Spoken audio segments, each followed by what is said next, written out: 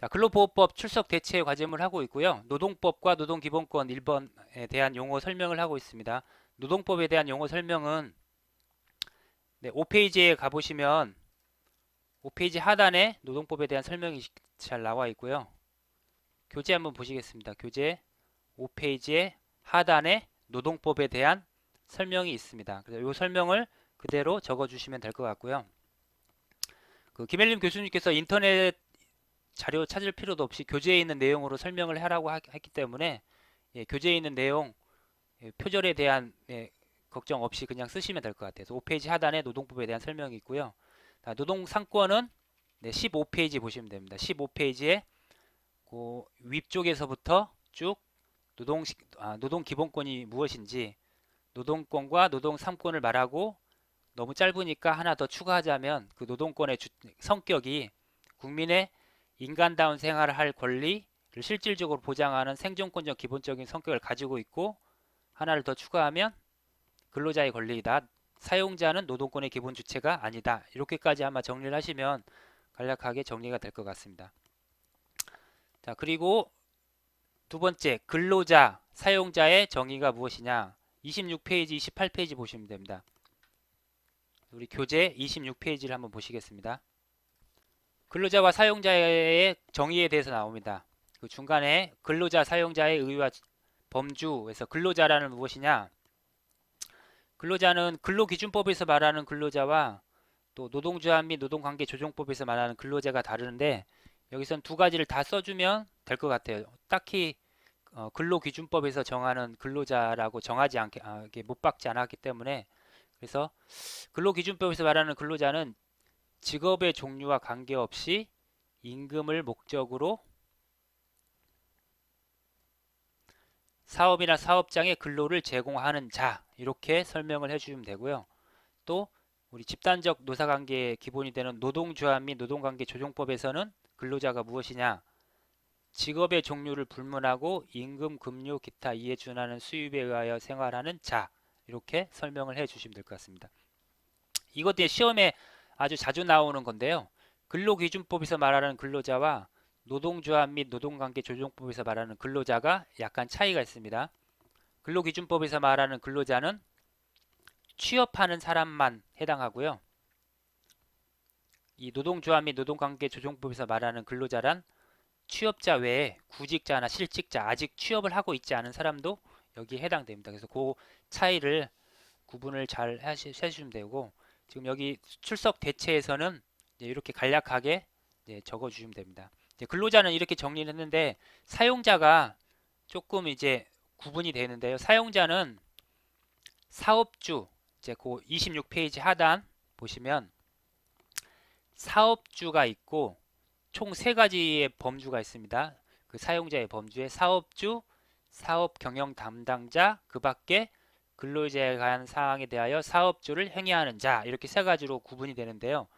그래서 이 세 가지를 다 써주셔야 이제 정리를 해주셔야죠. 사용자라는 거는 사업주라는 무엇이냐? 그 27페이지에 보시면 제일 위에 그 간단하게 근로자를 사용하여 사업을 행하는 자로서 그 사업을 책임지고 경영하는 자를 말한다. 이렇게 이제 사업주를 간단하게 정리를 해주면 되고요. 사업 경영 담당자는 누구냐? 거기 바로 아래 그 내용.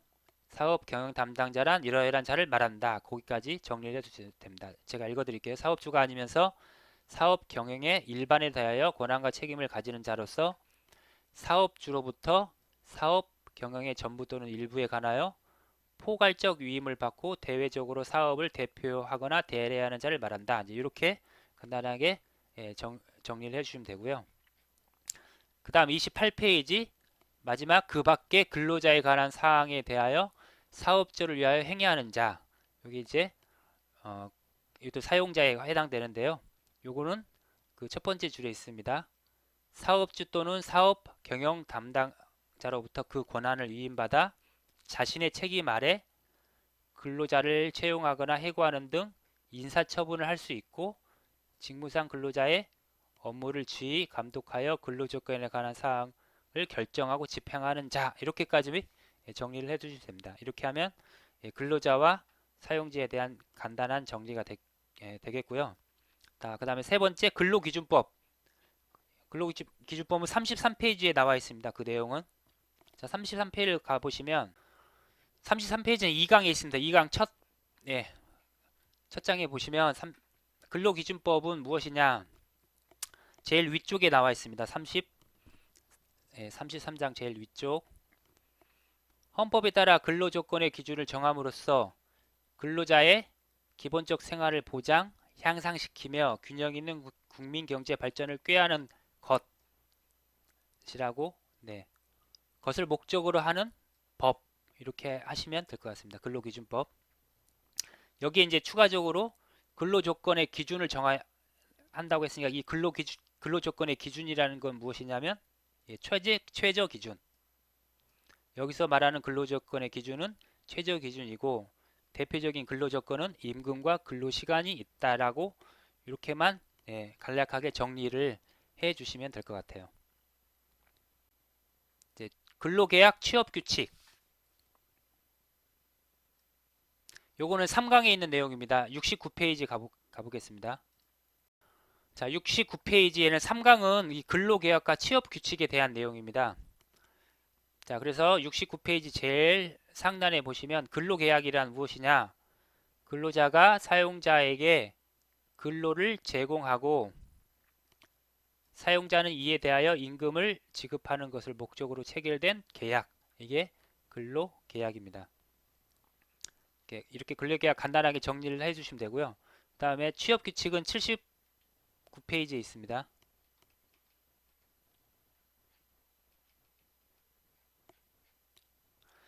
79페이지 보면 취업규칙이 있는데요. 자, 취업규칙이란 사용자가 근로자에게 공통으로 적용되는 근로조건에 관한 사항과 복무 규율을 구체화하여 정한 문서를 말한다 라고 정리를 해주시면 될 것 같습니다. 취업규칙은 사용자가 근로자가 서로 합의해서 하는 거 아니라 사용자가 일률적으로 그 공통적인 사항을 단독으로 그냥 정리를 하는 거죠. 그래서 그 내용을 이렇게 정리를 간단하게 설명을 해주시면 되고요. 다음 이제 임금 최저임금으로 가는데 자, 4강 95페이지로 가보겠습니다. 임금이란 사용자가 근로의 대가로 근로자에게 임금, 봉급, 그 밖에 어떠한 명칭으로든지 지급하는 일체의 금품. 그래서 이렇게 정리를 해 주시면 될 것 같습니다. 임금. 여기에 이제 임금을 좀 추가를 해보면 그 뒤에 즉 임금의 요건이 이제 세 가지가 있거든요. 그 세 가지를 간단하게 넣어주시면 더 될 것 같아요. 첫 번째는 사용자가 근로자에게 지급하는 금품. 두 번째는 근로의 대가로 지급되는 금품. 세 번째는 의무적, 계속적, 정기적으로 지급되는 금품. 요거를 추가로 넣어주시면 이제 임금에 대한 간단한 설명이 될 것 같습니다.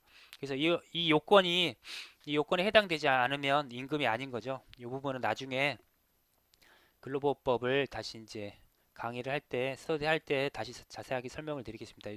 그래서 그 임금에 대한 간단한 설명은 이렇게 요 수준에서 하면 될 것 같아요. 95페이지 하단에 있는 내용과 각각의 요건을 제목만 요 세 가지 요건을 충족하는 것을 임금이라고 한다라고만 정리를 해주시면 될 것 같습니다. 다음 임금과 최저임금이 나오고요. 최저임금은 116페이지에 있습니다. 우리 교재 116페이지를 가보시면요. 자, 최저임금이 나오고요. 최저임금 제도란 국가가 임금의 최저 수준을 정하고 이를 사용자에게 대하여 그 준수를 법으로 강제하는 제도이다. 이건 최저임금 제도에 대한 설명이고요. 여기에서 국가가 정하는 그 임금을 최저임금이라고 한다. 이렇게 정리를 해주시면 될 것 같아요. 그 다음에 근로시간, 휴게, 연장근로, 주 52시간제에 대한 내용은 6강에 대한 내용인데요. 179페이지 가보시겠습니다. 근로시간은 거기 있습니다. 중간 위에서 네 번째 다섯 번째 줄부터 있습니다. 근로시간이란 근로자가 사용자의 지휘 감독을 받으며 근로계약상의 근로를 제공하는 시간으로서 작업의 개시로부터 종료까지의 시간에서 휴게 시간을 제외한 실 근로시간. 네, 이렇게 정리를 해 주시면 될 것 같아요. 이렇게 하면 이제 근로시간에 대한 정리가 되고요. 다음으로 네, 휴게는 180페이지에 있습니다. 자, 휴게는 네, 교재 180페이지에 근로시간 도중에 근로자가 작업에 관한 사용자의 지휘 감독으로부터 벗어나서 자유로이 이용할 수 있는 시간을 말한다. 또 추가적으로 근로시간에는 포함되지 않고 임금도 지급되지 않는다. 이렇게만 정리를 해주시면 될 것 같아요. 다음 연장 근로 186페이지에 가보시면 됩니다. 자, 186페이지 우리 교재 186페이지를 보시면요. 연장 근로에 대한 내용이 나오고요. 자, 연장 근로란 법률이 정한 요건과 한도 내에서 법정 기준 근로시간을 초과해서 하는 근로를 말한다. 그래서 연장 근로에 시간 외 근로라고도 하는데 추가적으로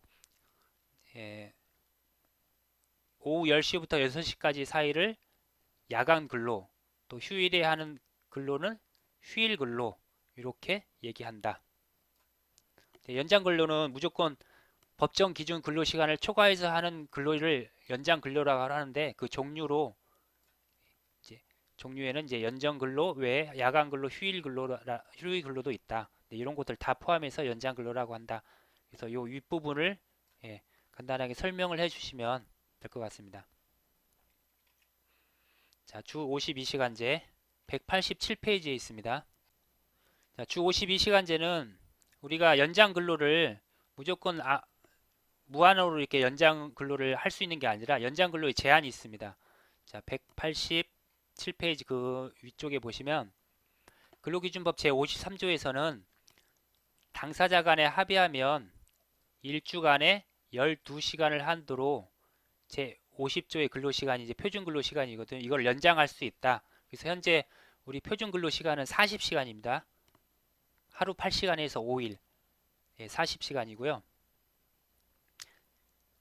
이 시간에 12시간을 이제 연장 근로를 할 수 있습니다. 제한이. 그래서 총 52시간이 되는 거죠. 일주에 52시간. 그래서 52시간까지만 근로를 시킬 수 있다. 근데 이거를 주 52시간이라고 합니다. 그래서 우리가 요새 아주 우리 많이 이슈화된 주 52시간제 이게 여기에서 나오는 의미입니다. 표준 근로 시간이 이제 40시간이고 여기에 12시간까지만 연장 근로를 시킬 수 있다. 법으로 제한되어 있고 그래서 일주일에 할 수 있는 총 근무 시간이 이제 52시간까지만 근로를 시킬 수 있다. 그래서 주 52시간제라고도 합니다. 여기 이제 각종 예외 사항이 있는데 여기는 이제 출석 대체 과제물에서는 이렇게 간단하게 설명만 해 주시면 될 것 같고요. 자세한 거는 나중에 근로보호법 시간에 다시 한번 하나씩 설명을 드리도록 하겠습니다. 자, 이제 퇴직과 정년 해고. 이제 요거는 9강에 나와 있는 거고요. 237페이지 가보시겠습니다.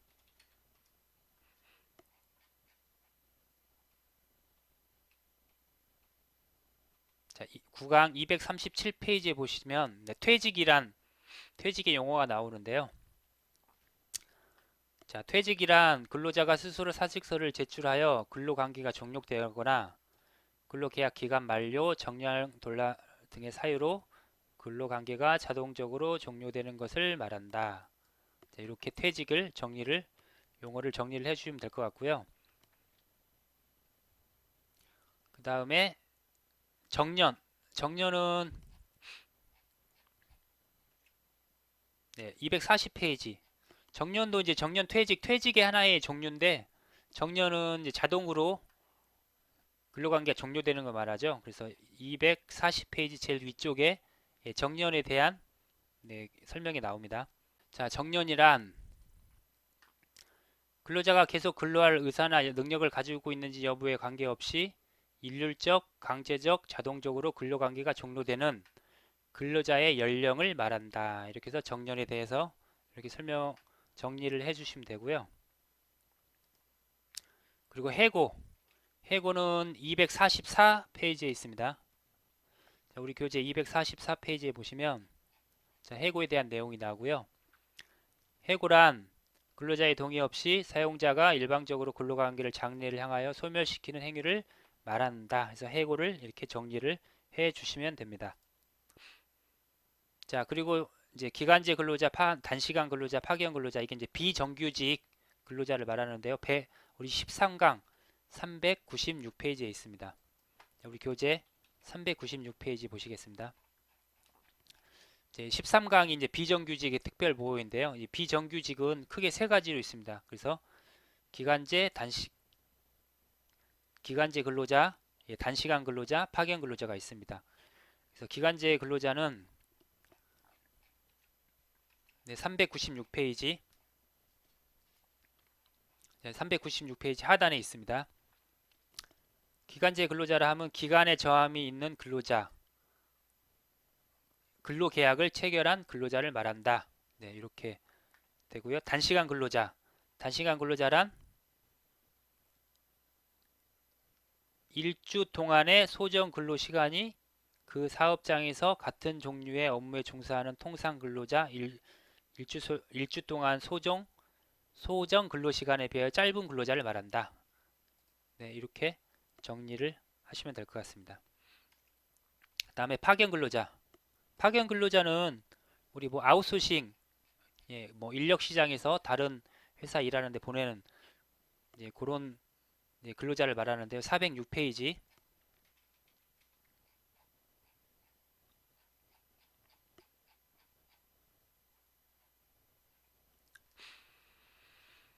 네, 406페이지 하단에 파견 근로자에 대한 설명이 있습니다. 파견 사업주가 고용한 근로자로서 근로자 파견의 대상이 되는 사람을 말한다. 파견 근로자는. 네, 파견 근로자 간단하게 설명드리면 우리가 사업주랑 파견 근로자랑 실질적으로 근로계약은 맺죠. 그리고 일은 파견 사업주의 사업장에서 일을 하는 게 아니라 일은 여기 사용 사업주 가서 일을 하는 거죠. 우리 보통 아웃소싱이 그거죠. 아웃소싱 업체에서 파견을 나와서 이제 우리 회사에서 일을 하고 하지만 그 사람은 우리 회사 직원은 아니죠. 네, 파견 온 파견 근로자죠. 네, 요거를 이제 파견 근로자라고 한다. 네, 마지막 노동위원회는 15강에 있습니다. 15강에 473페이지에 있습니다.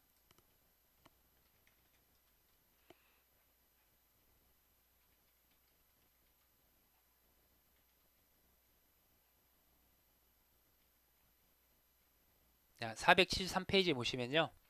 자, 노동위원회가 있고요. 노동위원회는 이제 여기 있습니다. 노동위원법에 근거하여 노사 분쟁을 신속하고 공정하며 전문적으로 처리하기 위해 설치된 행정기관이다. 네, 이렇게만 정리를 해 주시면 될 것 같습니다. 근로보호법은 되도록 좀 간단하게 이렇게 되는 거고요. 출석 대체 과제물 자체도 아주 간단하고 교재에서만 하면 되기 때문에 이 내용을 페이지에 있는 내용을 간단하게 정리를 해서 올려주시면 금방 마칠 수 있을 것 같습니다. 그래서 글로벌본 다음 주부터 제가 저번에 1강, 2강을 했었는데 이제 다음 주부터 쭉 이제 진도를 나가고 아마 다음 주랑 다다음 주 초까지 해서 진도를 모두 마치고 그리고 6월 달에 또는 5월 말경에 해서 시험 보기 전에 다시 한번 그 교수님의 요약본이 나오면 그걸로 다시 한번 정리를 하는 계획으로 근로보호법은 하도록 하겠습니다. 근로보호법 출석 대체 과제물은 여기서 마치고요. 요 내용들은 제가 그 카페에 다 올려놓겠습니다. 거기서 보시면 되고 추가적으로 질문을 하시면 카페에다가 제가 답변을 달아놓겠습니다. 근로기준법은 여기서 마치겠습니다.